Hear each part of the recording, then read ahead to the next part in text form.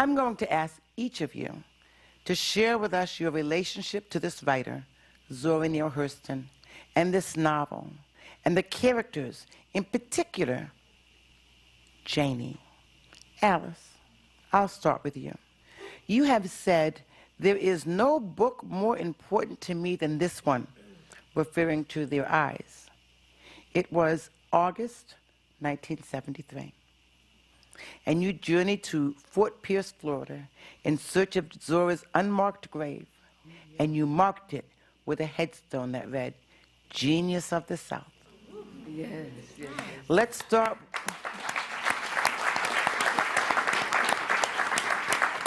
Let's start with what led you to that moment.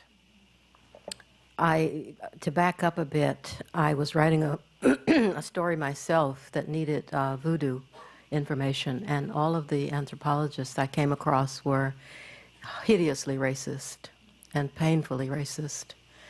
And I felt very strongly that all of our work has to be underpinned by facts and real things as much as we can manage that. And so I kept looking, and I finally saw Zora's name in a footnote in the book of the most racist of the anthropologists. And I started looking for her because the story I needed to tell was based on a story that my own mother had told us about being in the Depression and being hungry and needing food, and going to the commissary to ask for food. But my mother, that same week, had received a shipment of clothes from relatives in the North.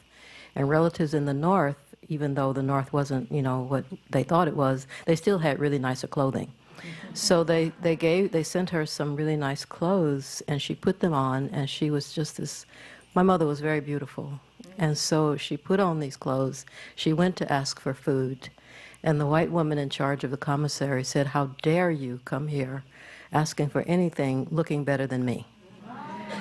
Now, my mother would have looked better than her anyway, but she really, So I felt the humiliation of that moment for my mother, and I needed a story to tell. Since I'm not violent, many in my family are violent, but I don't seem to have that gene. So I have instead a creative gene, and so I decided to write a story that would use voodoo, which people knew about, to take care of this woman. But it had to be authentic. It had to be the real deal. It couldn't be, So I found Zora, and I found exactly how you do this, and I put it in the story. And then from that, I went on to read Their Eyes Were Watching God, fell in love with it, started teaching it, talking about it, loving her very deeply. And so when I found out that she was buried somewhere, nobody knew quite where, and that she had had an ending that wasn't so good, and I was embarrassed. I couldn't fathom that someone who had given us so much beauty could be left just so unacknowledged. And that was the reason I took that journey. And the story there was I went with someone who lived in Florida, and we got to the cemetery of the Heavenly Rest, and it was full of these very tall weeds. And I said, "Well, Charlotte, you going to go with me?" Because she was kind of hanging close to the car. And she said, "Well, no." And I said, "Well, why not?" And she said, "Well, I'm from Florida. I know what's out there." So I had to get back to, I was living in Mississippi. I had to get back there really fast because my daughter was small. And so I started calling your aunt.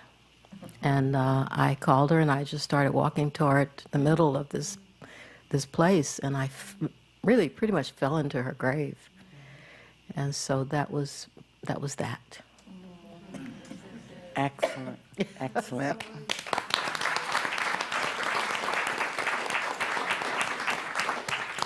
This novel has been called a love story, a womanist, feminist novel. Are there other interpretations?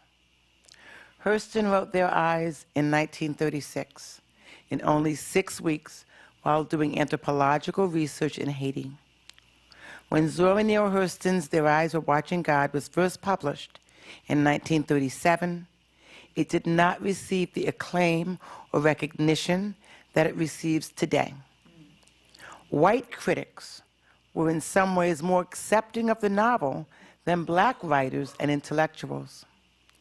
One of the most prominent, Richard Wright, said that Their Eyes was themeless and meaningless.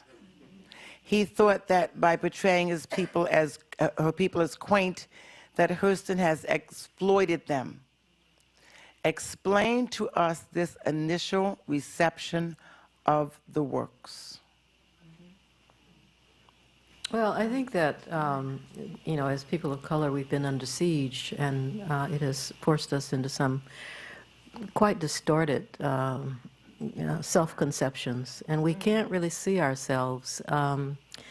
So I think that we have been looking for, ways to be in this incredibly toxic culture, so that we can be healthy and we can survive. And so we've often gone to things like, not so well digested Marxism, which was Richard Wright's problem, among some others.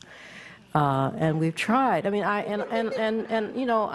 love Richard Wright. I'm not.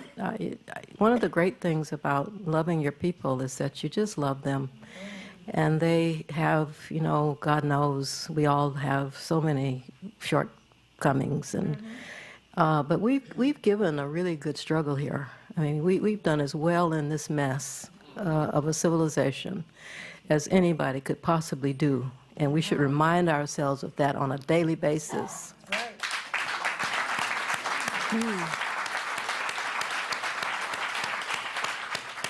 But where it's so painful is that our distortions, that the culture has caused, we cause ourselves sometimes for various reasons, can lead us to inflict such pain on people who are just trying to express how they see us, and just trying to express how they feel, and often just trying to express their love.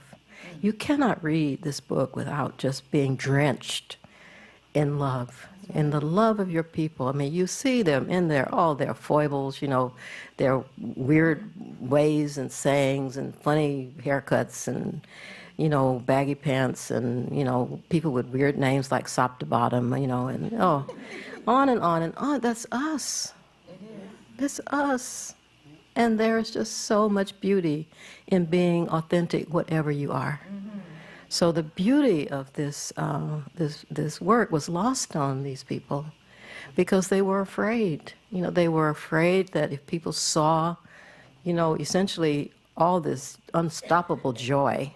I mean, you're not supposed to be joyful. You're down there being lynched. You're supposed to be really just always picketing something.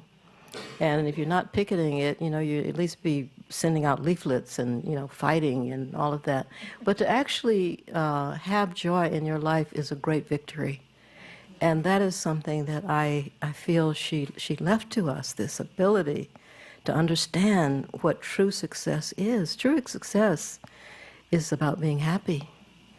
And it's about, doing what you have to do to survive, but you have your good times, you have your music, you have your dances. And this is it, this is what is of value to a human life, And so she shared this with us at great cost to herself. And I just feel so grateful, and I wish the people who maligned her, I feel so sorry for them. They just missed an opportunity to enlarge themselves, to grow the kind of self-acceptance, the kind of irrepressible courage, the kind of wisdom, just being happy with who you are. I mean, what a joy. The rise so was. we should say to that, instead of amen, a woman, okay? Everybody, a woman.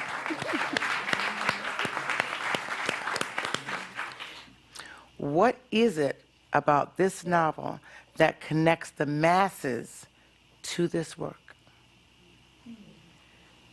Everybody wants to be free.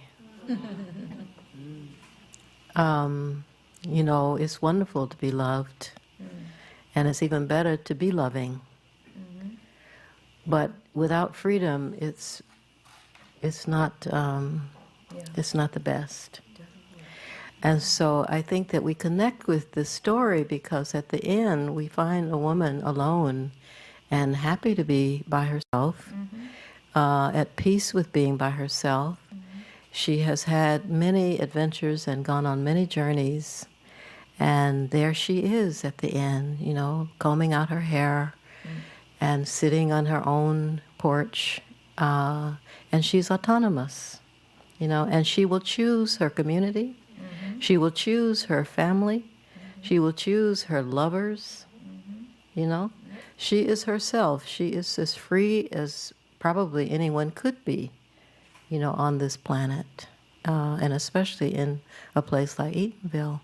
And this is what is before all of us. If we would like to connect directly with life, we have to do it in freedom. You cannot connect directly with life with somebody telling you when to wash the dishes. You cannot do it. In fact, I remember someone who this is quite a little aside, but you know, I was so in love with someone once, and we came back to our place, and I was busy because you know, I was busy. And this person, in this case, a man, he was annoyed, and so he took that opportunity to remind me that actually our bathroom really could use a good cleaning. And I said, "Oh, you know, I will help you find a place in another place, not here," because I could see that his programming was that he would be able to direct, and that I was expected to follow direction. I cannot follow direction except my own direction, you know, my earth-given, the divine direction. I am not here to be told when the bathroom needs to be cleaned, and neither is Janie. You know, she is, and this is part of what is happening in this book. She is learning, you know, that you're not here to, you know, be somebody's decoration. You know, you're not here to be somebody's plaything. You know, I mean, you if you enjoy it for, you know, a couple of weeks, that's your business. But the essential thing, I mean, the miracle, the absolute miracle of our being here takes a lot of attending. I mean, we're not just floating around here. Many of us are, of course. But actually, to be here in this place is such an amazing experience and gift that it takes all that we have to really step up to it. I mean, just one springtime, I was walking in Central Park this morning and looking at the tulip trees and those other trees that have the really white flowers. And, you know, I was just overwhelmed by where we are. I mean, we're in this amazing mystery. And if you're trying to inhabit a major mystery, do you want somebody telling you, clean the bathroom, you know, when to cook, you know, what to wear, how old you look, you know, any of that? You do not. You cannot have it. I mean, you are on a sacred journey, and it is yours. It is yours to make. You know, I love our old songs because they always just hit it right on the head. And one that I really love is the one, you know, hold my hand while I run this race. But not talking about a husband. You know, it's about the divine itself. Hold my hand while I run this race because I do not want to run this race in vain. And that is what we see happening to people. They're running the race in vain because they're not connected to the actual source. And this is part of what we love so much in Zora, that she's talking about the pear tree, you know, she's talking about life, she's talking about nature. And she's doing that wonderful thing. I don't know, I love a movie called Immortal Beloved about Beethoven, where you see that for so many of us, nature is the sanctuary. Nature is the place we are safe in. And that is one of the reasons we have to fight to keep nature with us, because without it, we're lost. Excellent. Thank you.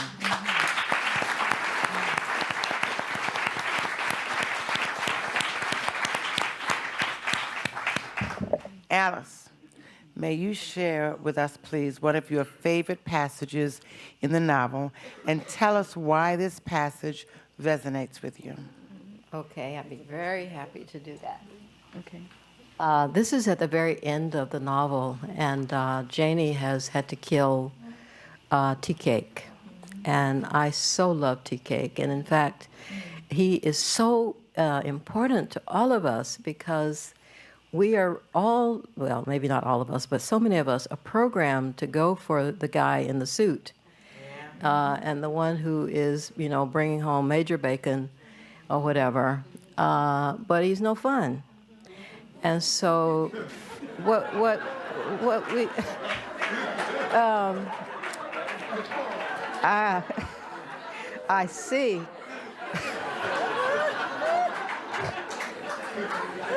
And sometimes it takes a long time to get it, like, boy, I've been had, I mean, this guy brings in, $100,000 a year or whatever, and we haven't danced in, years. So, away with all of that. We don't want that. We want to have some fun here. I mean, my feeling about this planet, the people who run the world and who are destroying it have no idea what this planet is for. It's for joy. Yeah. It's for joy. Everything, if you haven't killed it, this planet says every single minute that this is a planet that's made for joy, and it's joyful. And we should be too. So anyway, she has had to kill Tea Cake because he was bitten by the mad dog. And then she was put on trial the same day, which is really a remarkable thing when you think about it. I mean, they talk about speedy justice. We could use some of that in Sanford, Florida, today.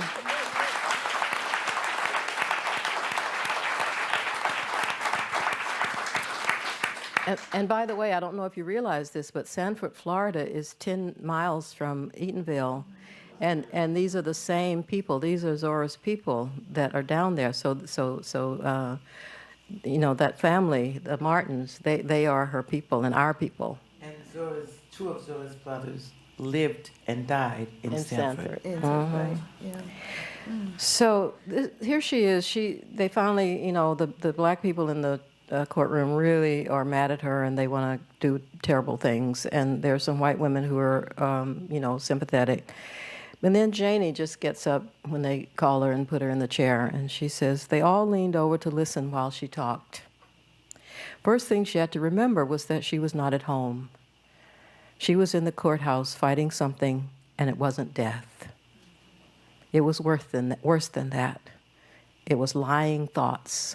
It was lying thoughts.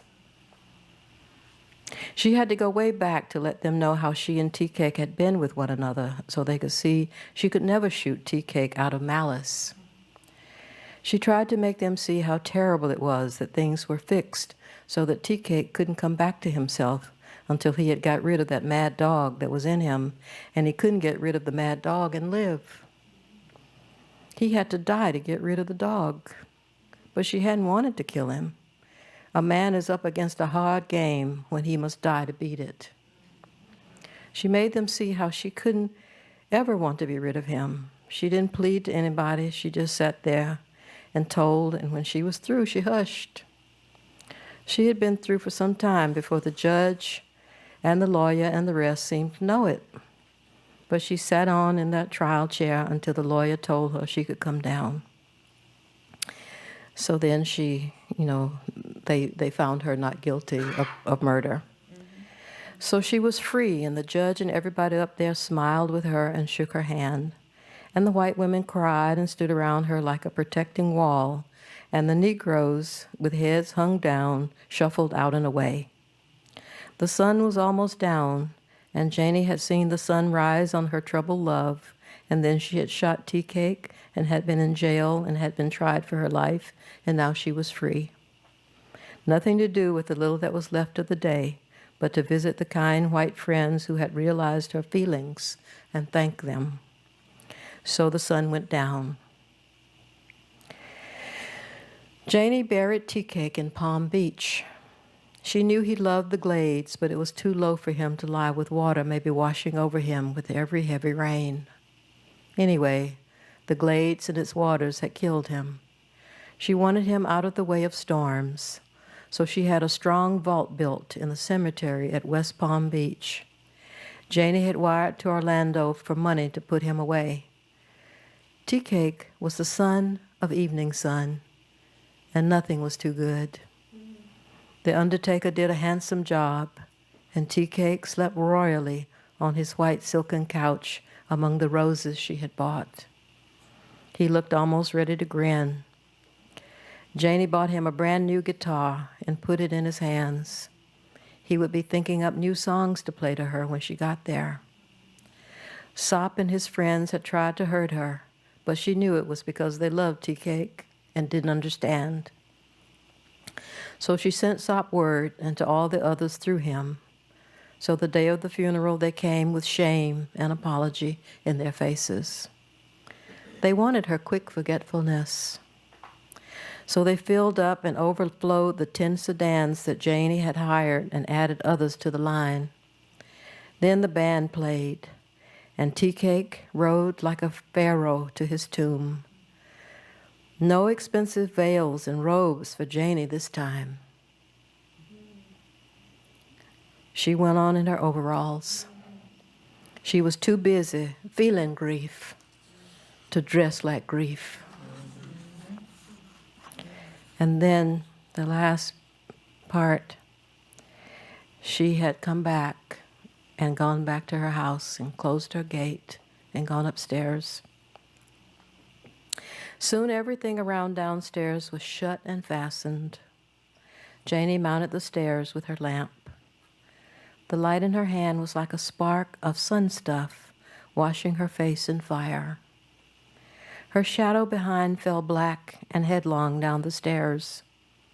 Now, in her room, the place tasted fresh again. The wind through the open windows had broomed out all the fetid feeling of absence and nothingness. She closed in and sat down, combing road dust out of her hair, thinking. The day of the gun and the bloody body and the courthouse came and commenced to sing a sobbing sigh out of every corner in the room, out of each and every chair and thing. Commenced to sing, commenced to sob and sigh, singing and sobbing. Then Tea Cake came prancing around her where she was, and the song of the sigh flew out of the window and lit in the top of the pine trees. Tea Cake with the sun for a shawl. Of course he wasn't dead. He could never be dead until she herself had finished feeling and thinking. The kiss of his memory made pictures of love and light against the wall. Here was peace. She pulled in her horizon like a great fishnet, pulled it from around the waist of the world, and draped it over her shoulder. So much of life in its meshes. She called in her soul. She called in her soul to come and see.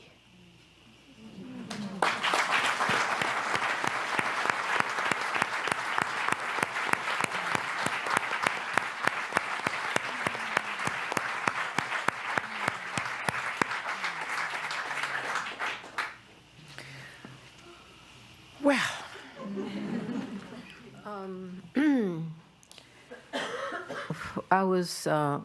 it was very hard for me to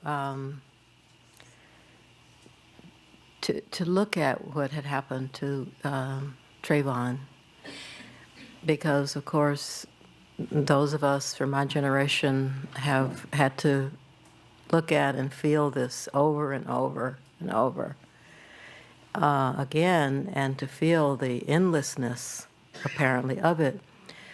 But I finally, got myself together, and what I really feel is that there's a certain amount of hypocrisy in a country, in the leadership of the country, that can see this happen and say how horrible it indeed is, without admitting at the same time that when we bomb children in other countries, it is exactly the same thing. We're chasing them as they're running from the drones. We're chasing them as they're running from, the whatever defense force is after them in, for instance, Palestine. We are chasing them around the globe and really abusing them and murdering them. And I think that our children and our young people, and not so young, copy this behavior, and they feel that on some level it's okay. I mean, this is where we have gotten to as a culture. I mean, to our just shame, really, that human life, that the weaker person, whoever is perceived as weaker, is thought to be fair game. Whoever can be stigmatized is fair game for the person who can pretend to have authority over that person. So I really, would like very much for us, as we're linking these issues, to link the murder of someone like Trayvon to the murder of children in the rest of the world by our support, by which I mean we pay for this. We pay for those murders. And all these children are our children. They're all our children. They're not, they live somewhere else, but that doesn't mean that they're not ours. I mean, we're adults. I mean, we are the parents of the planet. It is part of our responsibility to take care of the youth and to make them feel like they are safe. And we've failed. But I wanted to ask you ladies, what events in your lives got you to stop seeking permission from others? Alice. I stopped being a lady.